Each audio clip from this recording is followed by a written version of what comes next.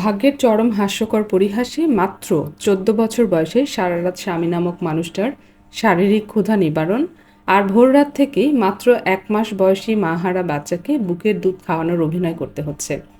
বাচ্চাটার নাম ইরিনা তালুকদার অরু। কাল এই বাড়িতে আসার এক মুহূর্ত আগেও জানতাম না এই লোকটাকে আমার বিয়ে করতে হবে। আমি শুধুই জানতাম একটা বাচ্চাকে দেখতে হবে, বাচ্চার মা নেই। কিন্তু আমি বাচ্চার মায়ের কথা জিজ্ঞেস করেও কিছু উত্তর পাইনি, পেয়েছি এক ভারী নিঃশ্বাসের শব্দ। পুরান ঢাকার নামকরা তালুকদার বাড়ি, আব্রাহাম তালুকদারের নাম অনুযায়ী বাড়ি প্রতিষ্ঠিত হয়, কিন্তু বর্তমানে সেখানে বসবাসরত একমাত্র উত্তরাধিকারী ফারিস তালুকদারের শুভ্র বাদে আর কেউ বেঁচে নেই। শুভ্র এক ঢাকার মাল্টিন্যাশনাল কোম্পানির মালিক। শুভ্র তার একমাত্র মেয়ে অরুকে দেখাশোনার জন্য একজন বিশ্বস্ত আয়া খুঁজছিলেন। একদিন শুভ্র সোফায় বসে মেয়েকে ঘুম পাড়াচ্ছিলেন, তখন বাড়ির কাজের লোক রহিম মিয়া এসে বলল শুভ্রকে একটা মেয়ের খোঁজ পাওয়া গেছে, তবে মেয়েটার বয়স অল্প। শুভ্র প্রথমে রাজি না হলেও পরে নিজের মেয়ের মায়াবী মুখের দিকে তাকিয়ে রাজি হয়ে যান। ঘুম থেকে উঠে আসরের নামাজ পড়ে যখন ঘর থেকে বের হচ্ছিলাম, তখন আমার চোখ গেল ডাইনিংয়ের সোফার দিকে।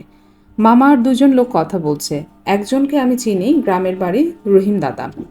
কিন্তু কি কথা বলছে তাতে আমি কান না দিয়ে সোজা বাইরে চলে গেলাম। যাওয়ার আগে পিছন দিকে তাকাতেই লোকটার সাথে আমার চোখাচোখি হয়ে গেল। আমি লজ্জায় মাথা নুয়ে বের হয়ে গেলাম।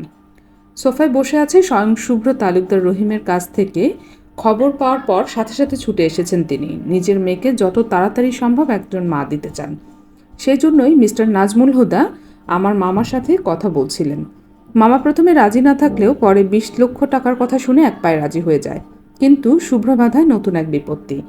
সে একটা চুক্তিপত্র এগিয়ে দেয় নাজমুল হুদার কাছে। চুক্তিটা এমন ছিল, আগামী ৪ বছরের জন্য আমার ভাগ্নিকে শুভ্র তালুকদারের এক বাচ্চার মা হয়ে থাকতে হবে। তার সকল পড়াশোনা আর যাবতীয় খরচ শুভ্র তালুকদার বহন করবে। আমি ২০ লক্ষ টাকার বিনিময়ে আমার ভাগ্নিকে শুভ্র তালুকদারের কাছে বিক্রি করে দিচ্ছি ৪ বছরের জন্য। আর ৪ বছর আগে আমি যদি আমার ভাগ্নিকে ফেরত চাই তাহলে ৫০ লক্ষ টাকা দিতে হবে। নাজমুল হুদা টাকার গরমে অন্ধ হয়ে রাজি হয়ে গেলেন। সাথে শুভ্র ২০ লক্ষ টাকা নাজমুল হুদার দিকে এগিয়ে দিল। নাজমুল হুদা এক পলক টাকাগুলোর দিকে তাকিয়ে শুকনো ঢোক গিলে বলল, আমার ভাগ্নিটা ছোট, যদি কোনো ক্ষতি করে ফেলেন সেই দায়ভার আমার। শুভ্র গভীর কণ্ঠে বলল, কবে নিয়ে যাবেন? নাজমুল হুদা চোখ চিকচিক করে জিজ্ঞেস করলেন। এক্ষুনি, আমার একটু ওর সাথে কথা বলার সুযোগ করে দিন। আচ্ছা বাবা বসো, চা নাস্তা কিছু দিব? নাজমুল হুদার স্ত্রী মার্জিয়া বেগম বললেন। না, আমি যা বলছি তাই করেন, শুভ্র বিরক্তিকর কণ্ঠে বলে ওঠে। ডান পাশের ওই কর্নারের রুমে আছে। নাজমুল হুদা বলার সাথে সাথেই শুভ্র চলে গেল ওই রুমে। সকাল ৭টা বেজে গেছে। আমার পাশে শুয়ে আছে শুভ্র নামক মানুষটি, আর অন্য পাশে তার মেয়ে অরু।